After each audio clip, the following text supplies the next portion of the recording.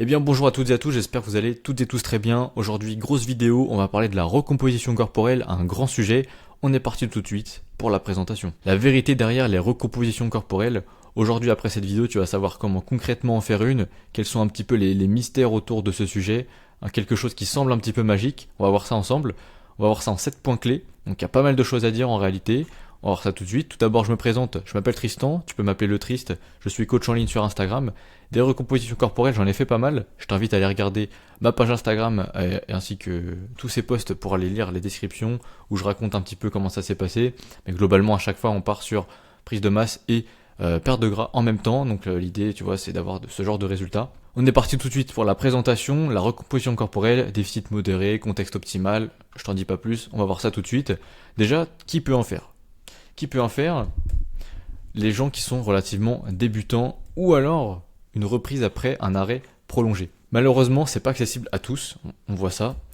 Et des personnes qui ont pas mal de masse grasse à perdre, mais surtout qui ont comme objectif de perdre en masse grasse en priorité, c'est surtout ça l'idée. Un contexte de vie stable, c'est essentiel en réalité pour une perte de gras, surtout dans ce genre de contexte où on va le voir plus tard, mais c'est assez prolongé. Donc on peut pas se permettre d'avoir beaucoup d'événements qui risquent possiblement d'entraver nos objectifs. Et puis donc, comme je disais, c'est pas pour les pratiquants avancés.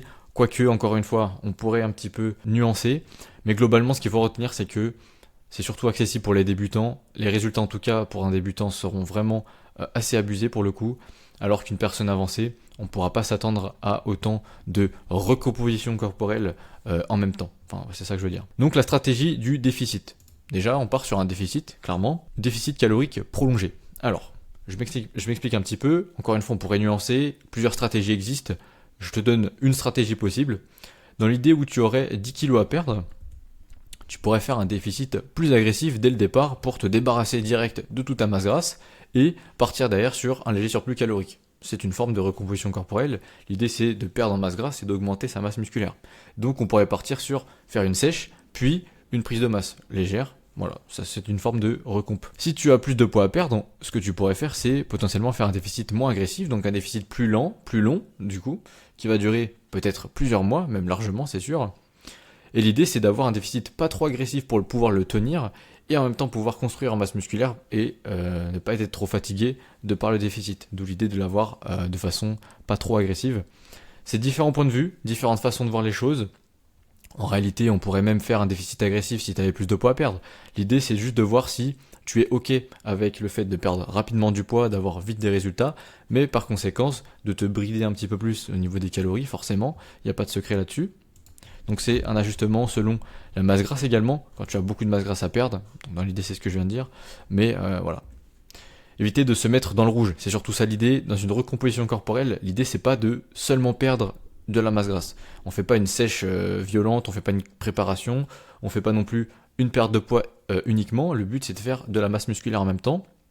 Donc le but c'est de ne pas être fatigué pour pouvoir construire de nouveaux tissus, avoir de l'énergie pour l'entraînement, comme si on était en surplus calorique. On ne sera jamais aussi performant évidemment, mais l'idée c'est de ne pas être dans le rouge. Maintenant le mindset par rapport au poids. Et ça c'est un truc assez sous-coté je trouve. Donc ici tu as ma transformation, ma sèche que j'avais faite en 2024. C'est la sèche que j'ai trouvée la plus simple de toute ma vie. Elle était extrêmement facile et pourtant le résultat était ultra satisfaisant, franchement. J'en suis encore aujourd'hui très satisfait. D'ailleurs 2026, on essaye de faire encore mieux. La peur de perdre du poids. J'entends beaucoup ce genre de problématiques. Beaucoup de personnes viennent me voir pour avoir un petit peu d'aide et malheureusement ont peur de perdre du poids. Quand je leur dis ok bah là let's go, on va partir sur potentiellement moins 9, moins 10 kilos, tout de suite on me dit ouais mais non j'ai pas envie de perdre du poids. Bah oui mais non.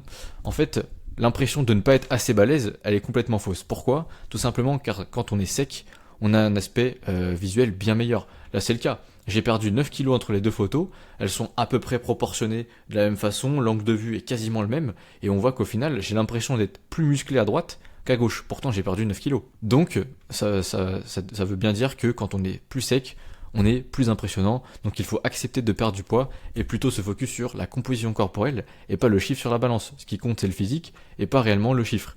Je sais que pour tous les anciens skinny c'est très compliqué à vivre, je suis un ancien skinny, donc j'étais très content d'avoir pris du poids, malheureusement c'est pas ce qui compte réellement. Maintenant, comment suivre ces progrès dans une recomposition corporelle? Là encore une autre problématique, le problème du poids c'est que c'est peu fiable. Pourquoi? Tout simplement parce qu'on crée du muscle et en même temps on perd du gras. Donc ça pose problème en réalité quand on suit le poids de corps uniquement. Donc les photos régulières, c'est quelque chose d'essentiel, c'est ce que je recommande, c'est ce que je fais avec mes suivis. On fait plein de photos pour que l'on puisse voir réellement l'évolution du physique. Donc évidemment, ça va pas extrêmement vite, faut voir sur plusieurs mois, mais c'est un indicateur vraiment important. Autre indicateur clé, le tour de taille et le tour de hanche. Ultra important, pourquoi? Parce qu'en fait c'est une zone que l'on n'hypertrophie pas.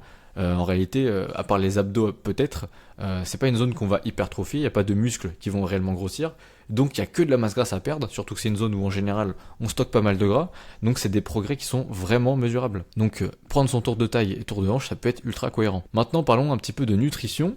Alors, évidemment, on garde ses protéines élevées pour construire du muscle, des glucides suffisamment élevés également pour avoir de l'énergie à l'entraînement, les lipides pour la fonction hormonale, donc on va dire pas le strict minimum, mais presque. En fait, c'est comme une sèche classique, j'ai envie de dire. Le but, c'est d'être en déficit, tout simplement. Il n'y a pas de protocole magique à faire une recomposition corporelle, il n'y a pas de chiffre magique de calories qui nous permet de faire, une compensation entre les deux. C'est simplement en déficit pour perdre du gras, mais pas trop pour pouvoir créer du muscle de façon plus ou moins optimale. C'est pour ça que quand on est débutant, même en déficit en réalité, on peut construire du muscle, c'est l'avantage.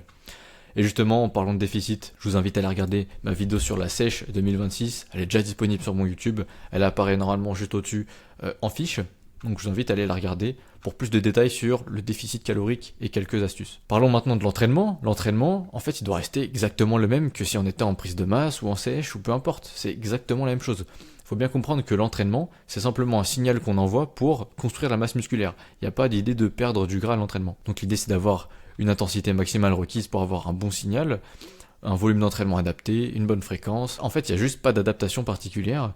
Le but, c'est d'avoir un signal qui permette de respecter en tout cas les principes de l'hypertrophie, donc de créer de la masse musculaire tout simplement. Maintenant, comment est-ce qu'on crée un déficit? Là, je spoil un petit peu la vidéo de la sèche, mais globalement, ce qu'il faut retenir, c'est que on peut augmenter la dépense, c'est l'option 1, la priorité. Ensuite, on pourrait diminuer nos apports pour créer un déficit, mais avant tout, on calcule sa maintenance. On pourrait augmenter sa dépense en marchant un petit peu plus par jour, pourquoi pas inclure du cardio à basse intensité. On pourrait diminuer les apports. Le but, c'est de faire des ajustements progressifs et pas d'être vraiment précipité à vouloir perdre du poids vite et d'un coup drop 1000 calories instantanément. C'est que dans des cas un petit peu plus particuliers, quand on débute, c'est vraiment pas l'idéal. L'idée, c'est de garder de l'énergie pour l'entraînement, donc pas avoir un déficit trop important non plus. Donc les déficits sans abuser, pas se fatiguer de trop. Et on pourrait faire des diet breaks lorsque l'on est un petit peu fatigué, parce que dans un déficit, automatiquement, on récupère moins bien, on peut être plus fatigué facilement. On pourrait faire des diet breaks. Un diet break, c'est simplement une rehausse à maintenance, donc un retour plus haut en calories, pour que l'on puisse se reposer pendant 1 à 2 semaines, pourquoi pas, qui pourrait relancer la perte de poids, c'est ce qui arrive souvent, la perte de masse grasse, c'est ce qui arrive souvent, et c'est ce que je préconise en général quand on stagne un petit peu. Donc il ne faut surtout pas confondre perte de poids et perte de gras. En l'occurrence ici, on perd du gras et on crée du muscle, donc au final le poids n'est plus le bon indicateur quand on parle de recomposition corporelle. Maintenant la vérité derrière le marketing. C'est un terme qui est souvent très trompeur, parce qu'on a l'impression que c'est un peu magique. En réalité, c'est juste simplement une perte de gras déguisée. C'est juste une sèche. Simplement, quand on débute, on arrive à créer du muscle en même temps qu'on débute. Donc ce qui se passe, c'est que on perd du gras, on crée du muscle en déficit. C'est tout ce qui se passe réellement. Donc c'est un phénomène tout à fait normal. En fait, ça dépend surtout du niveau. Quand on est plus avancé, c'est plus compliqué de créer du tissu musculaire en déficit. C'est toujours possible évidemment, mais beaucoup plus dur. Donc on peut plus trop réellement parler de vraiment une recomposition corporelle où il y a vraiment cet effet de plus-moins en même temps simultané, ce qui fait que le poids stagne un petit peu. Donc l'idée d'une recomposition, c'est juste d'être en déficit de façon intelligente, pas se mettre dans le rouge pour créer du tissu. Maintenant, quelques petits points. Donc il faut bien retenir que c'est un processus qui est long et lent. Faut vraiment pas être pressé. C'est pas une sèche, une mini cut. C'est pas sur 12 semaines qu'il va vraiment se passer grand chose. Faut être patient. Comme j'ai montré sur les premières transformations, c'est un processus qui est assez lent, qui prend plusieurs mois. Donc patience obligatoire, clairement. Le contexte stable, comme je le rappelle encore une fois, c'est vraiment important. Pourquoi? Car si on a beaucoup de changements dans son cercle social, dans son environnement de travail ou quoi, ça va être problématique, car c'est un déficit qui est lent, et si on est amené à craquer par exemple, ça va être très compliqué de revenir dans le plan, et derrière, le souci c'est que, encore une fois, c'est quelque chose de long et lent, donc le contexte compte énormément. C'est quelque chose qui n'est pas pour tout le monde, je le rappelle une dernière fois, mais c'est quand même plus accessible pour les débutants et intermédiaires, on va dire. Donc les résultats, ça va surtout dépendre du profil, Et faut pas se tromper entre la réalité et le marketing, c'est tout simplement une perte de gras, je le rappelle. Petit bonus de fin de vidéo, comme d'habitude, vous retrouvez en description et en commentaire un lien, c'est un lien Calendly, où vous serez redirigé sur cette page, où vous pourrez réserver un appel avec moi qui est gratuit. C'est un appel où on pourra faire le point ensemble, si vous avez des problématiques, si vous avez envie de vous transformer physiquement, on pourra voir si je peux vous aider. Et je peux même vous donner une feuille de route totalement gratuite qui vous permettrait déjà dans un premier temps d'avancer. Au passage, je vous présenterai ma façon de travailler pour voir si ça peut vous correspondre. J'espère que cette vidéo vous aura plu, je vous souhaite une bonne soirée ou bonne journée et on parle très vite. Allez, ciao ciao.